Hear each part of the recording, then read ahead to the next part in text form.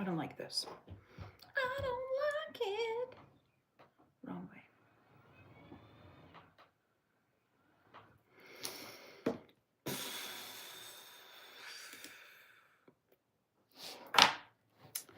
Let's see.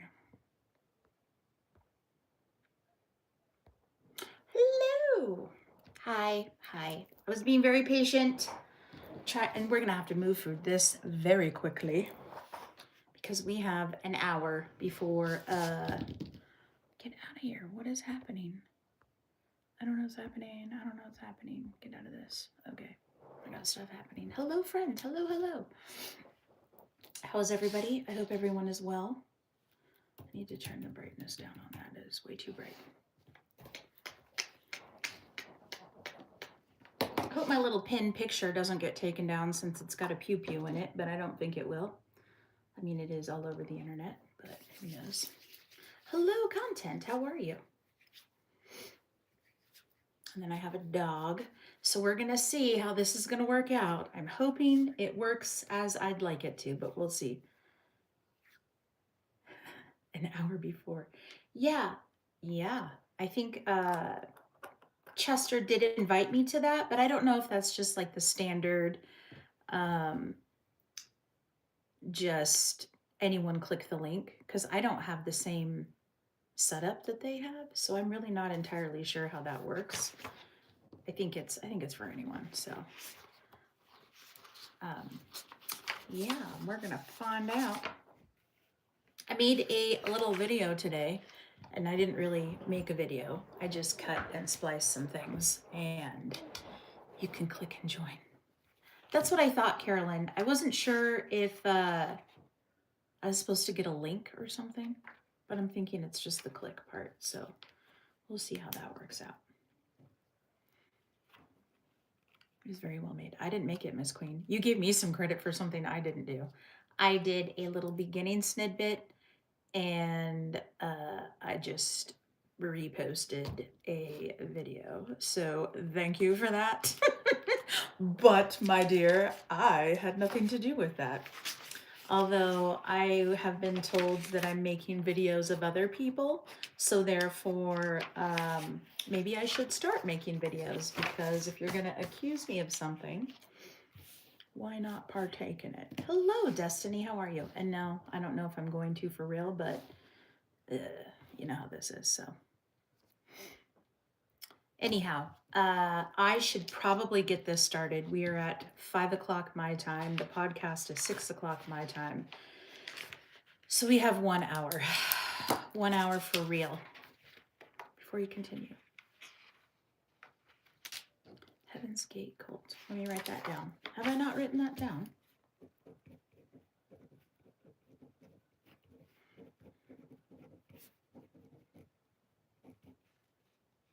You love you, you want to be rich. Well, then I guess you should be loving yourself a little bit more.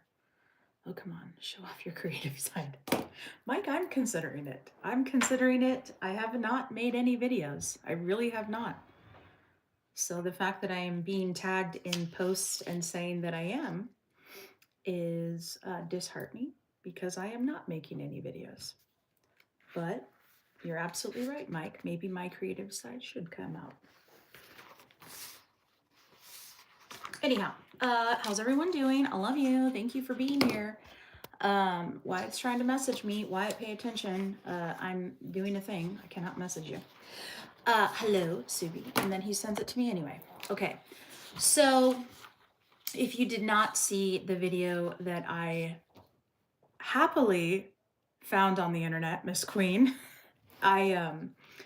we are discussing Cosmo DiNardo. I don't know if any of you know him or have heard of him. This was a big case that happened in 2017. And what I'm going to cover, so I did that little video so you can get an idea of what he did. I'm not going to go over the entirety of what he did. I'll mention it, but I'm going over his backstory and why I know nothing. I'm going over his backstory on from his family's point of view on what happened. So For those that are new, this is Crime Talk. We are talking about crime and the unaliving of things. Hello, Cowboy. How are you?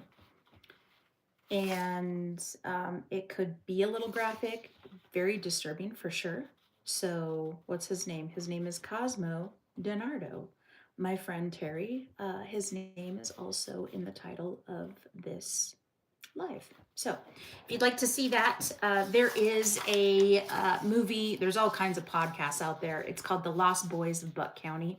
If you'd like to check that out on your own, did not look at that. I was kind of on a time crunch. But anyhow, so between July 5th and July 7th, 2017, 4 young men were reported missing in Bucks County, Pennsylvania. All were subsequently found murdered. The victims were Thomas, age 21, Dean, aged 19, Jimmy, age 19, and Mark, age 22. The murders were carried out by Cosmo DiNardo and Sean Kratz, both who were 20 at the time of their murders. The 4 victims were murdered in 3 separate incidents, each after DiNardo arranged to sell them cannabis. Hello, Donna. May have to go. My dog isn't doing good. Oh, Donna, I'm sorry. I am really sorry. And I totally understand. All right. So the gruesome killing of 4 young men at a Bucks County farm made headlines around the world. For the first time, Cosmo DiNardo's family opens up about his mental breakdown and the turn to his evil. Hi, Jason. In the middle of a murder rampage, Cosmo DiNardo had an appointment to see his psychiatrist. So the afternoon of July 6, 2017, the 20-year-old from Bucks County climbed into the front passenger seat of his mother's SUV, and they headed south on I-95 towards West Philadelphia. At the University of Pennsylvania, Christian Kohler specialized in evaluating and treating young people dealing with the initial onset of mental illness. He had been seeing Cosmo since November 2016 and was treating him for bipolar disorder, schizoaffective disorder, and schizophrenia. He'd had him committed to a mental hospital, though Cosmo had been released and was medicating him with antipsychotic drugs. For Cosmo and his mother, Sandra DiNardo, the previous year had been harrowing. Cosmo had been behaving violently, going in and out of psychiatric facilities, and Sandra had lived in fear of another storm. Another violent psychotic episode in which Cosmo, amped up with manic superpower strength, would suddenly attack someone in the family. But according to a lawsuit recently filed in Common Pleas Court, Kohler, who through a lawyer declined to comment for this story. He seemed to believe Cosmo's situation was improving. A month earlier, he declared that Cosmo's bipolar disorder was in full remission and he'd reduced his medications. The day in the office, according to the suit, he completely stopped Cosmo's medication. Neither he nor Sandra had any clue how dangerous Cosmo had become or what he had already done. Just a day earlier, Cosmo had offered to sell 19-year-old Jimmy $8,000 worth of marijuana. But after bringing Jimmy to the DiNardo sprawling farm in New Hope, Cosmo shot him to death with a .22 rifle and burned the corpse in a grave that he dug with a backhoe. And he was just getting started. Even as he sat in the waiting room that day at Penn, killing time before he saw Kohler, Cosmo used his iPad to Google the Soup Maker Cartel, a Mexican drug syndicate known for making soup out of some 300 murder victims, dissolving their bodies in barrels of acid. This was a frightening mindset of the young man Kohler would see that day, but the psychiatrist seemed unaware that he was dealing with a time bomb. In his notes, Kohler wrote that this patient posed no clear risk to self or others. So Cosmo walked out of Kohler's office and drove home with his mom. The very next day, July 7th, Cosmo and his cousin, 20-year-old Sean Kratz, lured 2 more young men into the DiNardo's farm, also under the pretense of selling them marijuana. But 19-year-old Dean and 21-year-old Tom, who brought along a friend, 22-year-old Mark, were walking into ambushes. What happened next made international news. Cosmo and his accomplice proceeded to shoot all three men, killing two of them instantly with a .357 handgun that Cosmo had stolen from his mother. When he ran out of ammo, Cosmo hopped on a backhoe and rolled over Tom, who was still alive and screaming, crushing him to death. Instead of dissolving the bodies in acid, however, Cosmo doused all three corpses in gasoline and set them on fire in an oil tank that had been converted into a pig roaster. Then he went out for cheesesteak, excuse me. My son was supposed to be the mayor of this town. He was going places, everybody loved him. That's Tony DiNardo, Cosmo's father, talking about his son. Tony's a brawny guy with a long Brando-esque nose and the calloused hands of a cement contractor. When Tony showed up at the police station to bail his son out of jail in the summer of 2017, TV cameras captured him wearing a t-shirt, shorts, and construction boots. When he shows up at his lawyer's office in Center City on this day nearly 2 years later, Tony is dressed pretty much the same, except he's wearing jeans instead of shorts. Before his son's murder rampage, Tony DiNardo was the patriarch of what, at least from the outside, appeared to be an all-American family. Tony and Sandra had founded and prospered their own concrete and construction business. Cosmo, who was named after Tony's father, was the eldest of four good-looking kids with promising futures. In 2005, the DiNardos purchased their farm in New Hope, located some 20 miles north of their suburban home in Benslem. It became a family vacation spot for activities that included deer hunting and riding ATVs. There's a frontier side to the DiNardos. All the family members know how to drive trucks and backhoes due to their construction business. Sandra and Tony both have commercial driver's licenses, and Cosmo had a commercial driver's license learning permit. And all the DiNardos, including Sandra, who had a permit to carry her .357, knew how to shoot. Tony and Sandra built all 8 homes in their suburban development in Benslem Township, including their 4-bedroom, 3-bath house with a backyard and in-ground swimming pool.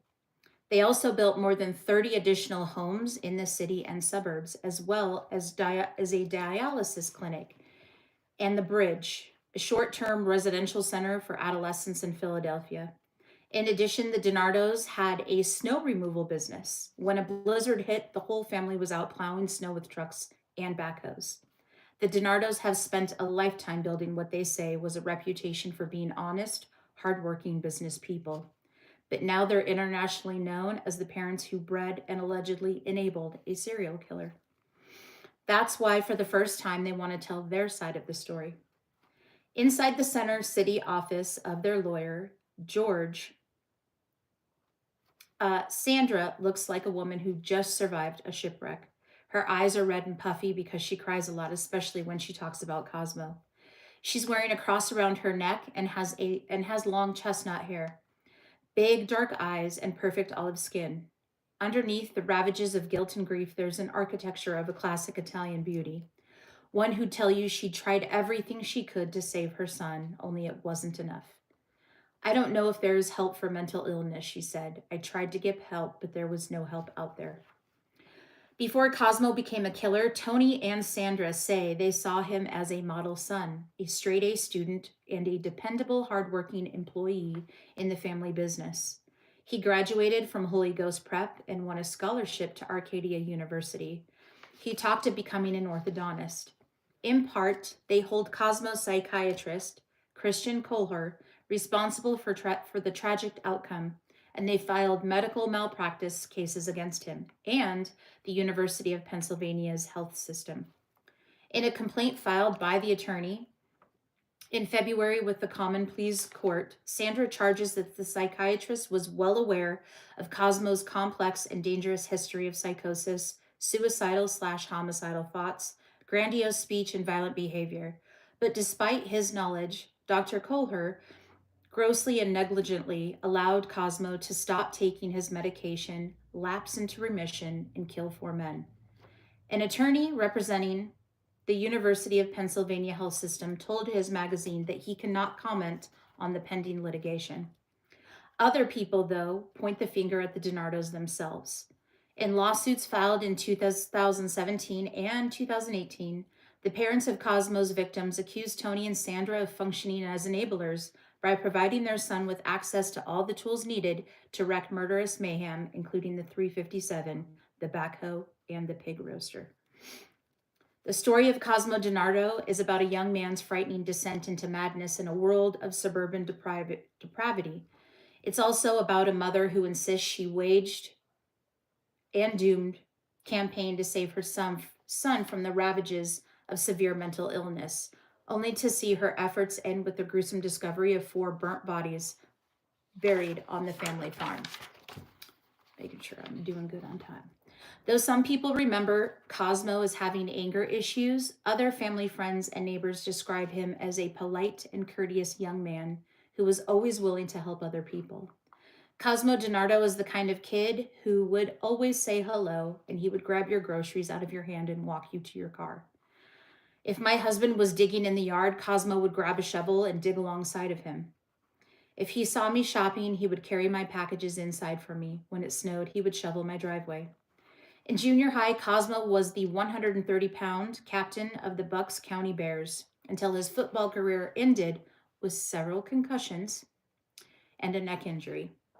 In July 2015, while he was a senior at Holy Ghost Prep, he was appointed to serve on Ben Slim's anti-drug and alcohol task force. He was reappointed in 2016. He also received an award from the township for his volunteer work in helping to rebuild a church. Sandra says Cosmo's issues began sometime in 2015. He'd broken up with his girlfriend and a plan to become a Navy SEAL hadn't worked out. In February 2016, he was diagnosed with a major depressive disorder. He didn't complete the second semester of his freshman year at Arcadia University. That spring, his problems only grew worse. In May of 2016, Cosmo was involved in an ATV accident on the family farm in New Hope. He was pinned under the vehicle for hours. In addition to head injuries, he suffered compound leg fractures and wound up in a wheelchair with a cast that ran from his hip to his toe. A month after his ATV accident, Sandra says Cosmo began acting bizarrely. He stopped eating his mother's cooking, saying she was trying to poison him. He also became physically aggressive. In response, Cosmo's doctors prescribed strong antidepressants, which eventually caused him to gain an alarming amount of weight. Once his mother says her 5'10", 160-pound son had a muscular physique like his father and was considered to be the hottest boy in Benslam. But then he just blew up like a house, Sandra says, eventually gaining 100 pounds and sprouting man boobs, which only added to his depression. That July, Sandra was driving Cosmo to Abington Memorial Hospital to get him to voluntarily admit himself. They never made it. They got into a fight over a cell phone, and Cosmo bit Sandra's arm severely and gave her a black eye. On crutches because of the ATV accident, he limped out into traffic and attempted to jump into a woman's car, claiming he was trying to escape a kidnapping. He was apprehended and wound up in the hospital in handcuffs. He felt his mother was a Russian spy and that his cast was bugged, according to excerpts from the medical records from the time. Impression, paranoid schizophrenia.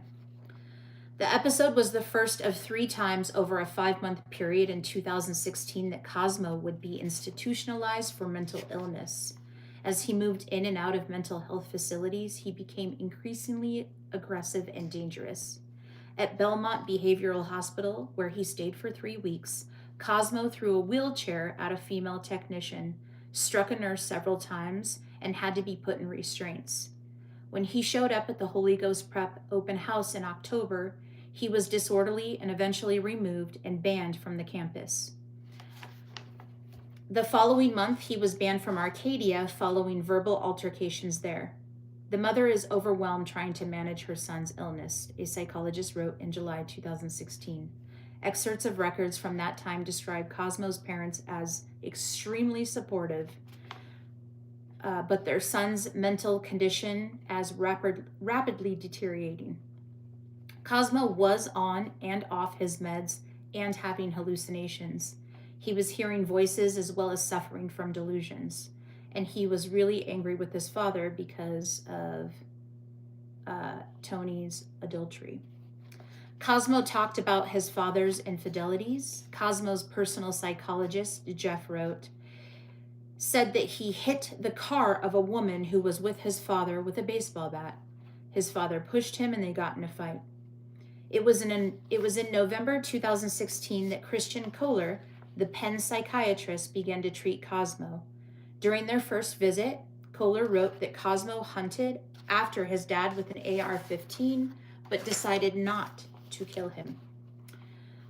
In December, Cosmo attacked his father inside the cab of a truck while Tony was driving, prompting him to be committed a third and final time. Friday night, he was so angry at his dad for not coming home the night before. Sandra told the social worker, he ended up beating his dad up in the truck. He came after me and my husband hit him in the head with a brick. The cops were called because the neighbors saw us running. Cosmo, who was subsequently hospitalized for 3 weeks, had a plan and intent to commit suicide, as well as fleeting thoughts of homicide. He also threatened hospital staffers and was described as delusional, grandiose, manic, and hyperverbal. Sandra authorized Kohler to monitor her son's time in the hospital. While being evaluated there, Cosmo told doctors, "If I had a gun, I'd kill them all." In her quest to save Cosmo, Sandra would ultimately seek help from at least 10 different psychiatrists and psychologists at 8 different hospitals and mental health clinics. But she admits that in her desperation, she also looked elsewhere for an explanation of what was happening to her son. The tree-lined cul-de-sac in Bensalem, where the DiNardos live, is a pleasant suburban setting. But like the DiNardos family, the street has secrets. According to a local legend that neighbors have told Sandra, the homes here were built over a Native American burial ground. Sandra worries that might be true.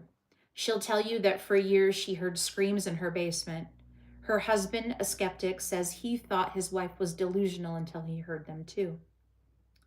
Sandra also talks about how after Cosmo's ATV accident, she and her son used to attend Mass every morning at 6:30 a.m. at St. Charles Roman Catholic Church in Bensalem. Cosmo, who wore a cross around his neck, always had his Bible with us, his mother recalls. He used to decorate his room with statues of saints and crucifixes and would fall asleep at night with his Bible on his chest, trying to ward off evil. Sorry, I should just pay attention to here. As he was becoming more aggressive in the summer of 2016, Sandra says, Cosmo warned her that he was under spiritual attack and was hearing voices telling him to do violent things. She turned to the church for help, asking Father Charles Ravert, her parish priest, to perform a spiritual cleansing of her house to exorcise any demons that might be lurking. Sandra turned to the church for help, asking a priest to get rid of any demons. We started in the basement, Sandra recalls. Like a scene out of a low-budget horror movie, the priest told her he felt a horrible feeling at the fireplace. Really bad, she says. At the time, Ravert was spreading incense, saying prayers, and doing the sign of the cross in every room. As he walked upstairs and entered Sandra's and Tony's bedroom, the priest told Sandra he had an uneasy feeling. According to Sandra, here's what happened next. Ravert ran outside and vomited on the lawn. In a brief phone interview, the priest acknowledged his relationship with the DiNardos, but declined to discuss any of the spiritual cleansing. The church in Philadelphia frowned on publicly discussing such matters. When I sent an email to the priest, a spokesperson wrote back saying Father Charles is not inclined to discuss the DiNardo family nor will he provide further comment. Somewhere along the way, Cosmo, the on-time anti-drug crusader, began talking constantly to friends about selling drugs and guns. His lawyers cautioned that there's a scant proof that any of the deals Cosmo talked about ever happened, but his condition continued to deteriorate. As Christmas 2016 approached, Sandra DiNardo no longer recognized her son. Cosmo was taking all kinds of antipsychotic drugs to control his behavior and having adverse reactions. When he wasn't acting violent or bizarre, he would tremble and foam at the mouth. His eyes just pierced right through me like there was no emotion, she recalls. He was talking very vulgar. Cosmo's private psychologist reported that the situation was dire. On December 19th, Jeffrey wrote that Cosmo, who was off his meds, was making vile sexual comments to the mother and telling stories about selling drugs, cutting someone's head off with a chainsaw, and feeding him to an alligator. It's hard to say whether Cosmo really believes these stories as he claims, the doctor wrote, but he concluded that Cosmo was clearly manic and delusional. That same day, Sandra drove Cosmo to Penn to see Kohler. During the visit, Cosmo was acting up again. He punched his mother, kicked an elevator, and wouldn't stop cursing. Then, after he hit on a female receptionist, Cosmo stuck out his tongue and it ran down the glass window between him and the woman. According to the lawsuit Sandra DiNardo filed against Kohler, the psychiatrist, told Cosmo that if he didn't behave, he would be kicked out of the office. Sandra, in disbelief, pleaded with Kohler for help. I was visibly shaking, she recalls. She says she slammed her hands on the table and said, Doctor, I cannot go home with him. He's going to kill me. She says she sat at his desk and refused to move. I'm not leaving unless you help me, she recalls saying. I'm not going to make it home alive. Oh, Subi, you're so sweet, sending me donos. Thank you. I appreciate you. Kohler changed the mix of medications Cosmo was taking. When they got home, Sandra prayed with the rosary all night and pleaded with God, please to give me my son back. The next morning, after he took his new medications, Cosmo was peaceful, Sandra said. Instead of cursing, he said, Good morning, Mama. How are you today? It was a Christmas miracle, Sandra says. The old Cosmo was back. Despite his belief, despite this brief respite, there were plenty of signs that winter that Cosmo remained troubled and aggressive. Just 2 days after Christmas, he posted on his Facebook page, I am a savage, no explanation needed, which is why you see that one photo on the front. That's from Facebook. On January 20th, 2017, the day before his 20th birthday, he twice wrote on Facebook, birthday sex anyone? The following day, he posted, who wants to go out with me tonight for my birthday?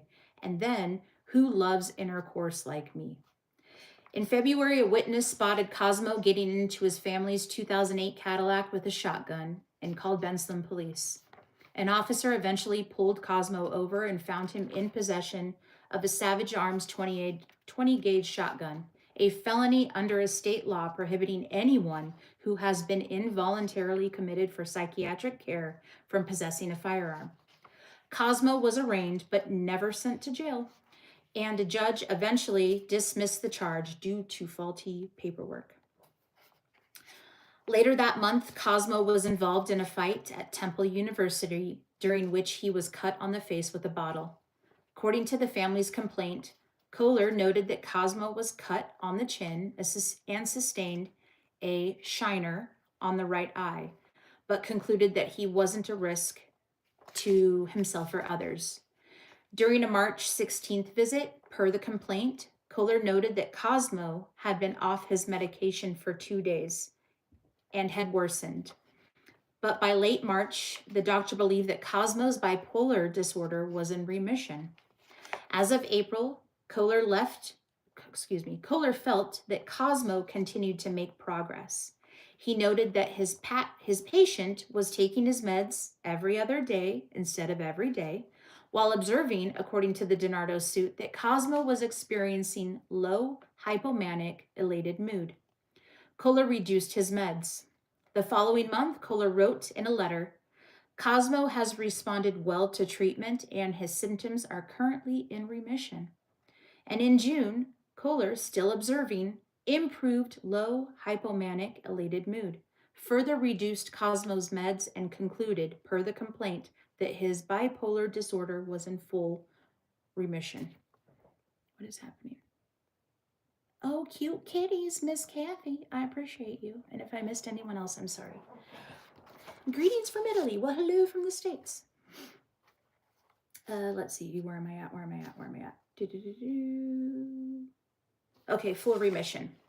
According to Sandra, Kohler advised her and her husband to give Cosmo more space, an assessment Cosmo agreed with. I want to start hanging out with the kids, he told his mother. I want to start to have a life. Old friends that shunned him that winter,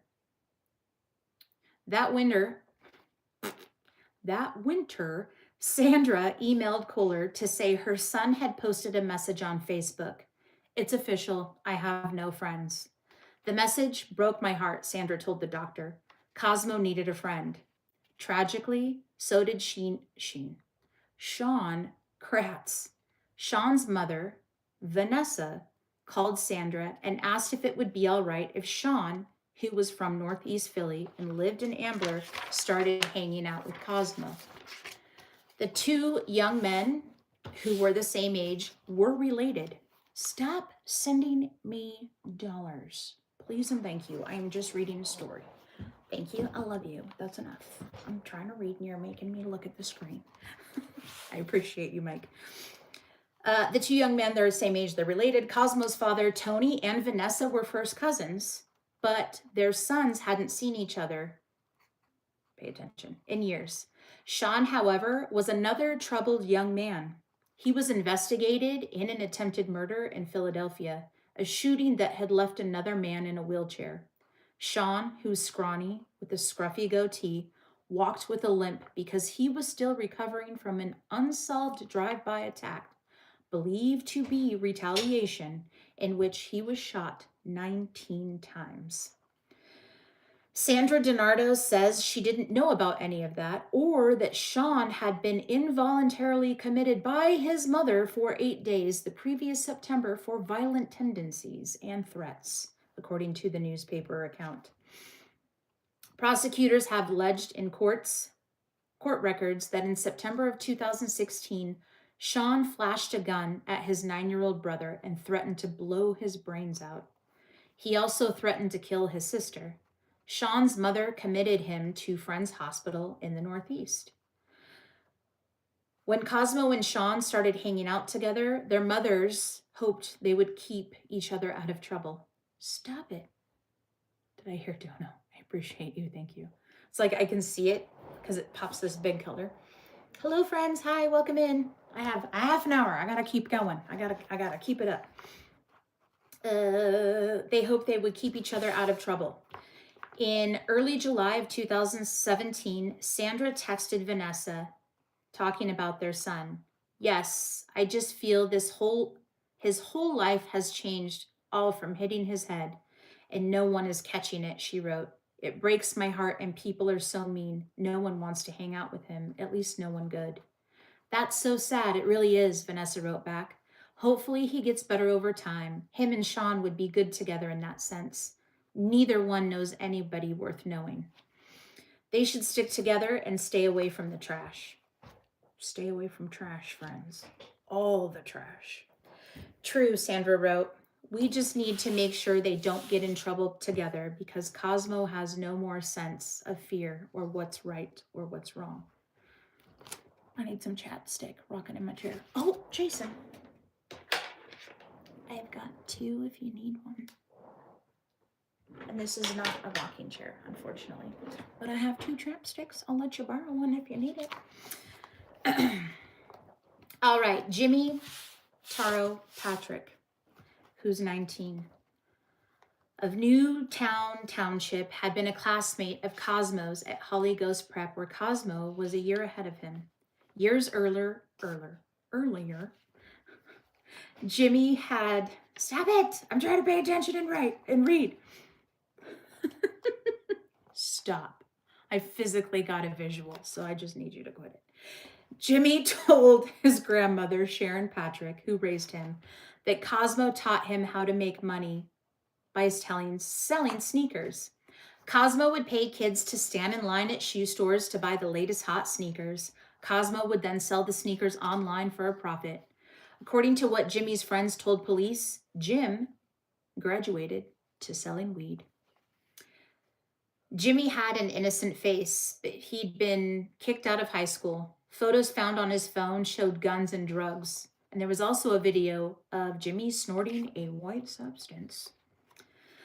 On the July night that Jimmy disappeared, he told his grandmother he was going to get something to eat and it wouldn't be long. At 2 a.m., stop it, for more chapstick. Thanks, Carolyn. I do have nail stuff coming along the way, in case you're wondering. So I waited until after Thanksgiving, so now I've got to wait. That's not enough. Stop it. Stop. Is Red showing up later tonight, or is he still recovering? Red is with family, so I don't know if he is showing up tonight or tomorrow, but he went and spent the holiday with his friend. Mail me chapstick. Damn it, Jason, enough. Stop. I don't have much time, guys. I have to really finish this. Stop. I'm going to turn it around. You're going to look at the wall and just hear my voice. All right. But I do appreciate you all. Thank you. Thank you very much. Okay. At 2 a.m., when he wasn't back yet, his grandmother texted him, Jimmy, where are you? 2 nights later, the day after his visit with Kohler, Cosmo picked up Sean Kratz in his truck. They purchased 3 5-gallon gas cans at Home Depot and 13.5 gallons of gas at A+. Cosmo was in the habit of buying and storing gas for his ATVs, but he would also come up with a more sinister use for it. Don't put us in timeout. I don't know what's happening. Cosmo and Sean then picked up Dean, supposedly to sell him a 1/4 pound of weed, and drove to the DiNardo's, New Hope's farm. A friend of Dean's told police that Dean had tried to buy a Tech 9 from Cosmo, but when the gun misfired, Dean backed out of the deal. According to the text messages found on his phone, Dean was another troubled young man. Dean's friends told the cops that Dean bought and sold drugs. He also struggled with depression and had checked into a mental health facility as an inpatient. Family members were long concerned about Dean's use of drugs. Stop.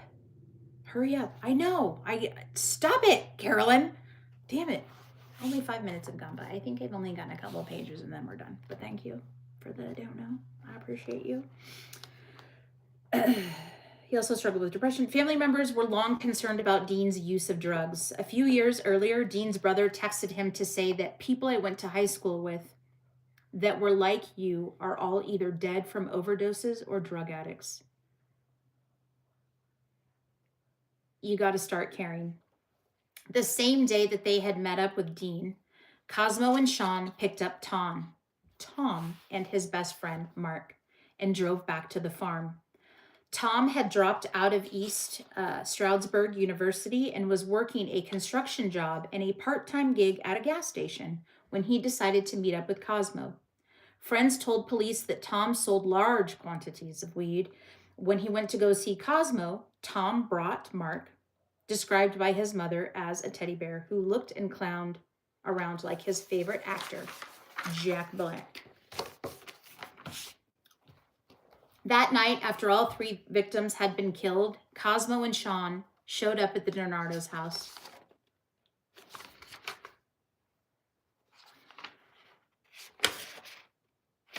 Okay, I'm just making sure that's in the right order.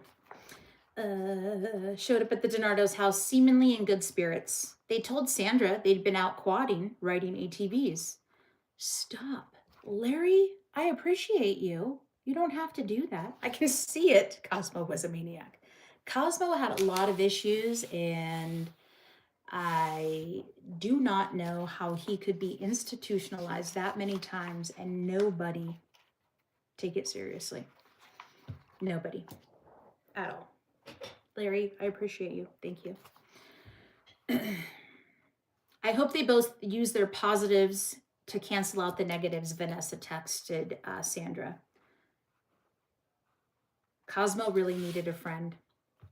As news reports quickly spread about 4 young men missing in Bucks County, pings off of cell towers led police to Dean's phone, which was still on and found on the DiNardo's farm.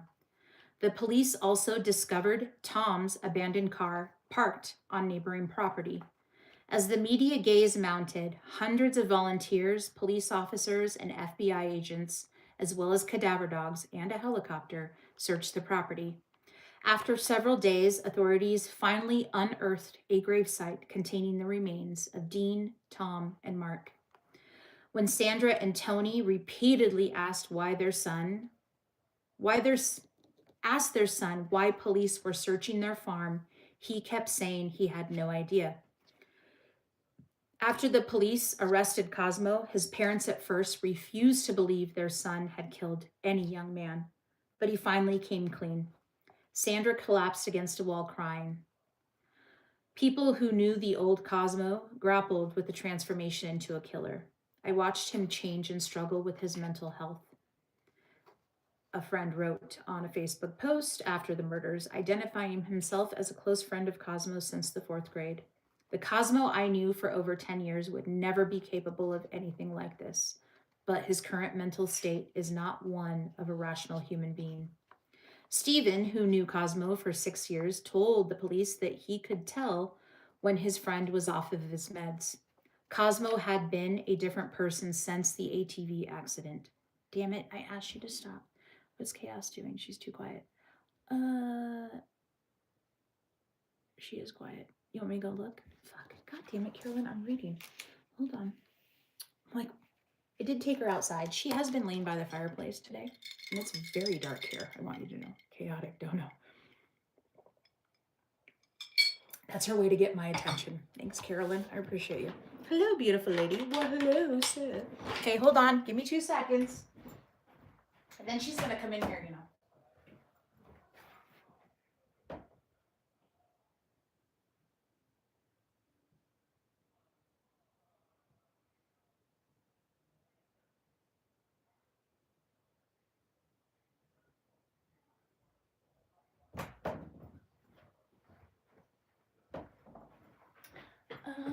Carolyn, just so you know, before I came in here, I put the TV on for her, and she's out there laying by the TV and the fireplace. So that is what's happening. Your hair is nice. Well, thank you. I appreciate you. Okay. All right.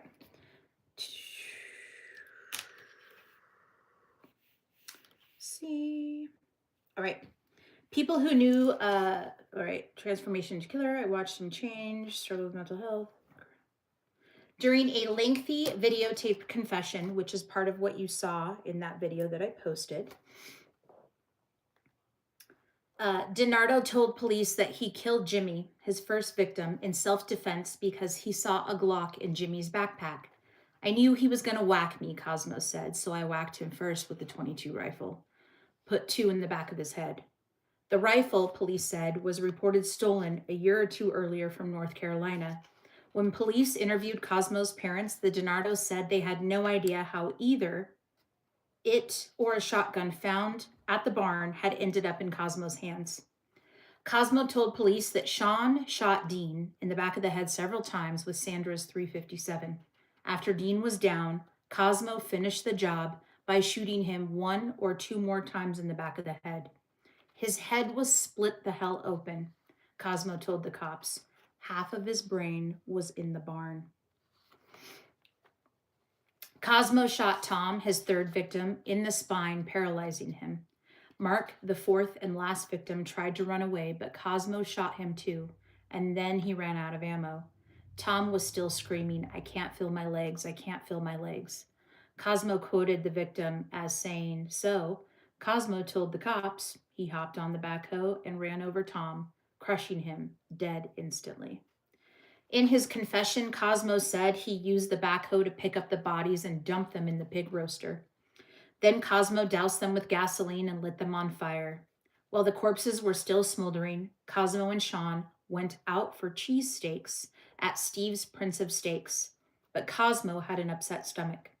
I didn't eat mine, he told the cops about the cheesesteak. I just did something so gruesome. I didn't have an appetite. Cosmo told the cops that the day after the triple murder, he and Sean returned to the farm to finish the job. Cosmo used the backhoe to dig a 12-foot deep common grave for the 3 victims. During his confession, Cosmo, who was off of his meds and manic, was alternately giggling and making small talk with cops and lawyers. He finally broke down and cried. I don't know why. I don't know why I did this shit, man, he said. I threw my life away for nothing. My life is done for nothing. When his chilling confession was over, Cosmo said, I am just a happy-go-lucky guy. This is why it's so fucked up. His defense attorney, in an attempt to comfort him, responded, 90% of Cosmo is a fun-loving good son. And then you've got his dark side that fucking eats you up and you kill people. In the aftermath of the murders, one of the people who called Sandra to offer help was Thomas Kelbold. He was the father of Dylan Kelbold, who, together with Eric Harris, killed 13 people and wounded 21 others in the massacre at Columbine High School in 1999. Sandra was appreciative of the offer, but distressed about the infamous company Cosmo was in now. My son wasn't this horrible animal that everyone says he was, she argues. He lost his life a year before those kids. He's a prisoner in his own brain. He's lost forever. In May of 2018, Cosmo pleaded guilty to 4 counts of first-degree murder and related charges that included robbery, conspiracy, and abuse of a corpse. To escape the death penalty, he had agreed to show police where he'd buried Jimmy's body on the farm, a half-mile from the common grave where he had buried the other 3 victims.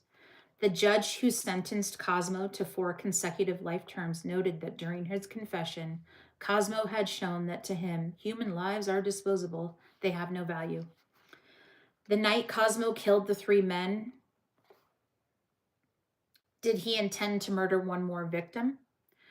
Earlier that evening, Tony DiNardo, the father, don't forget, had pulled into the driveway at the farm, according to police reports, but he quickly turned around and left. Tony, according to the police, had another woman with him in his truck and didn't want Cosmo to catch them together. Police records show that Cosmo called his father 3 times on his cell phone that night. Come alone, Cosmo told his father. Despite all that they've been through, Cosmo's parents present a united front during an interview as they talk about all the doctors and hospitals that couldn't help Cosmo. I want people to know that the system failed my son, Tony says. They make these medications that are supposed to help kids, and they don't help kids, they make them worse. Because her family construction business was located in North Philadelphia, where there had been several robberies and murders, Sandra says that's why she had a permit to carry her .357 Magnum since 2005. She kept the gun in a hidden lockbox in her dining room closet. After the police showed up at her door knocking, looking for Cosmo, I opened my china closet and my box is gone. The parents insist that after Cosmo was committed for the first time in July of 2016, they removed all guns from their home except for Sandra's. I don't know how Cosmo knew my gun was there. It's in a fucking china cabinet. That's not a good hiding spot. The day of the triple murder, Sandra says that Sean distracted her while Cosmo went inside the house and stole the lockbox containing the .357. Today, Tony grapples with many emotions. He was my best friend. He was so respectful, and he was with me all the time. He could run a backhoe, a bulldozer. He could drive any kind of truck. After Cosmo went to jail, his bedroom at home stayed empty for months. Making sure. We got to hurry up with the time, friends. We got to hurry. Okay, we're almost done anyway. I'm like, we got to hurry. Hi, how are you? Sorry, hello. He could run a backhoe. Okay. Went to jail. His bedroom stayed the same. I can't go into Cosmo's room without bawling my eyes out, Sandra says. And when the Christmas holiday rolled around, I couldn't make fried cod. It was Cosmo's favorite.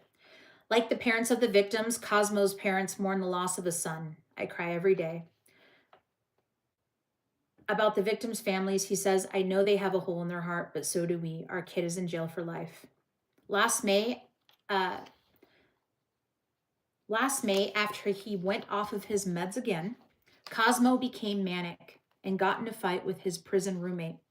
He was placed in solitary confinement where he made the mistake of covering the only window with the towel. When he didn't respond to commands to take down the towel, a team of correction officers stormed into a cell and a fight ensued.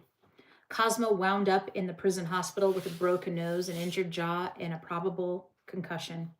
Last November, Sean Kratz, Cosmo's accomplice in their murder spree, went on trial in Doylestown. The courtroom was packed with reporters as well as family members of the 4 victims.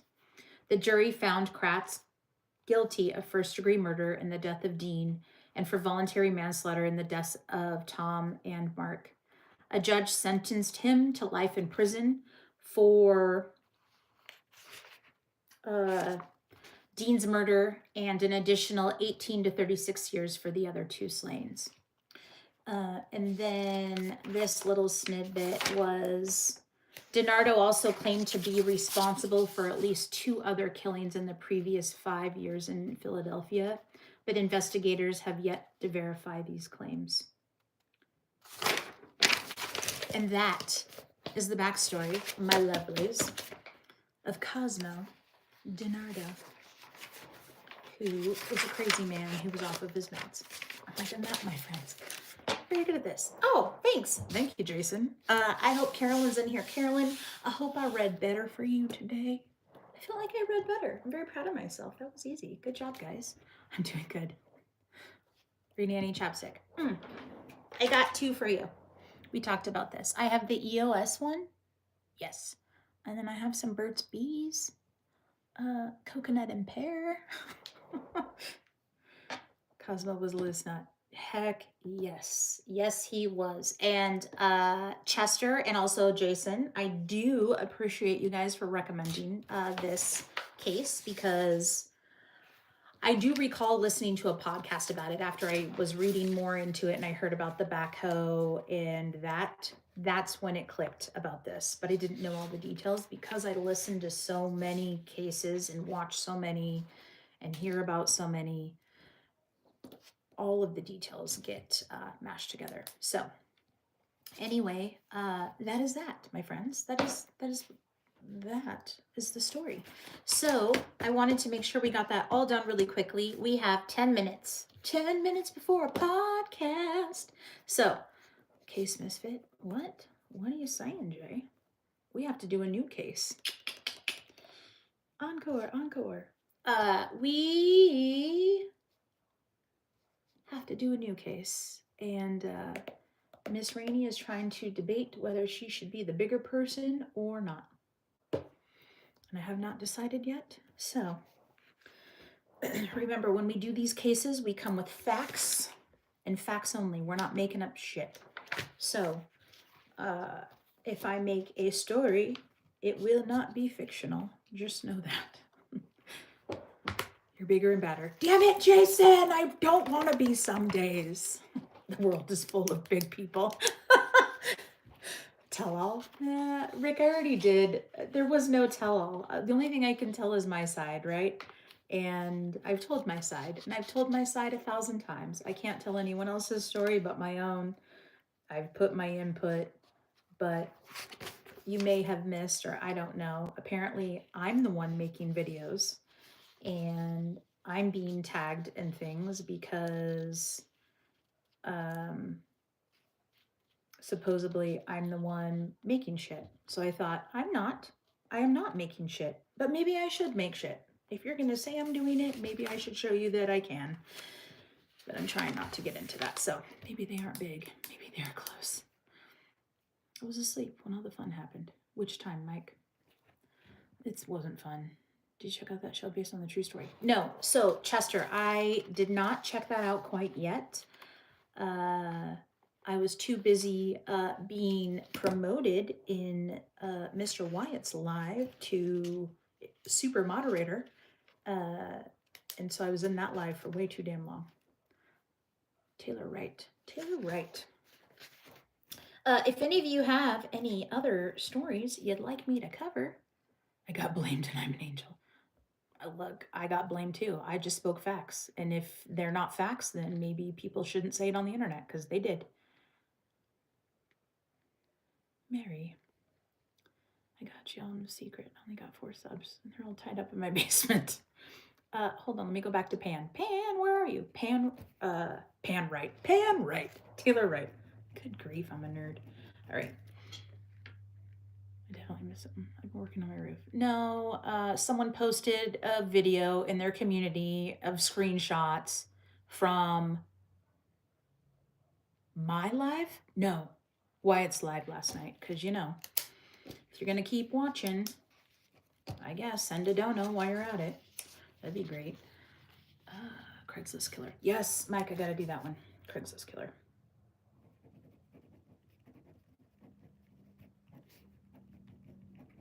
Great job. Thank you. Absolutely. There's too many good crime stories. Take your time. Pick one. I know. There's so many. There's so many. I do like, I mean, I've got so many that everyone has listed. It gets chaotic. And then I try to do the current event stuff. But today, with it being this long, I thought we'll just cover this one today. Absolutely, Phoenix. Thank you so much. Oh, really, Pan? That is interesting. Why did my post get taken down? I don't know. Hulk, what did you do? Be the bigger person. Gosh dang it, Subi. Do you file all your stories? Jason, I'm very disorganized right now in my life. Over here, see that fancy little item that the candle is on? That is a file cabinet. Don't ask me why I'm not using it for its purpose. Hello, Henry. How are you? Mine too. What did you guys do, Fifth? Fifth and Hulk. Oh no, what'd you do? Your post got taken down? He's correctional officer for the DOC and serial killer. What? You were? Well, Hulk, welcome to the crime side over here. You've probably got some good stories for us. Dono dance. Nicholas. Secret Park. Who's Nicholas? That is a long last name. Avahverdian. Yes, state of Connecticut. Interesting.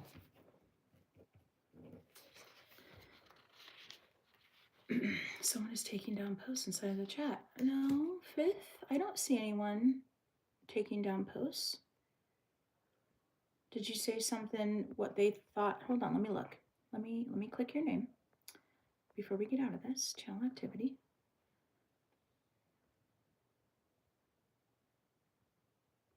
Dog's just pretending to be asleep. What evening? I missed the beginning. I'm new here. I like crime stories. What's my side? What? Fifth, you sent me $2 too. Well, thank you. I appreciate you. Apparently I missed that. You don't have to do that. You don't have to do that here. They're calling Mons. Fifth, I did. What happened, Subi? What did you write? What happened? I didn't see anything. I looked at your history. I didn't see anything terrible, so I'm not sure what happened there. Sorry guys, I'm trying to look at this chat.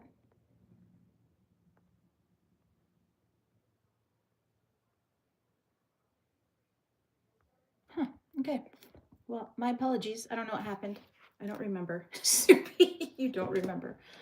I looked at what you wrote for this evening and I don't see anything that that looks suspicious to me. I do because I want to. Thank you, Larry. You are appreciated. Wyatt had to go. Beer gut came over. Oh gosh. Okay, guys, we have 4 minutes till the podcast, so I don't want to be rude. I am going to get off of this.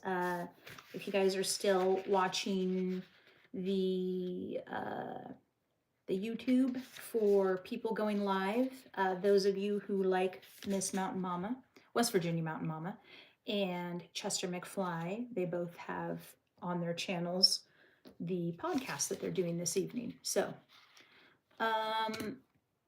fifth, I will, where can I put the tag? Does someone, so Chester McFly, literally the way that it's spelled, Chester, Mick, MC, FLY. If you search Chester McFly, you'll be able to see he's gonna, it's not like a podcast, it's kind of like a, everyone can join from SteamYard, I guess. So they do kind of like a group chat, but that's what it is. Go back to garage. I know, Hector. In fact, if I'm going to be on this podcast, I might go out in the garage. So you're still going to see me and not fools. My apologies. But anyway, I love you all. Thank you for being here. Thank you for the donos. You guys know you don't have to do that. But really, Hulk, that's insane. So if you guys want to check out those other channels, my plan is to try to do this like 2 to 3 times a week, a bigger story. If I can, if not, we're just doing current crime, but I still need to figure out a time schedule still. I rocked my chair to death listening. You might have chapped lips now, Jason, with all that wind action you're getting. All right, guys, I love you. I gotta go. 2 minutes to showtime. Have a good night. I appreciate you all. Okay, I love you. Bye.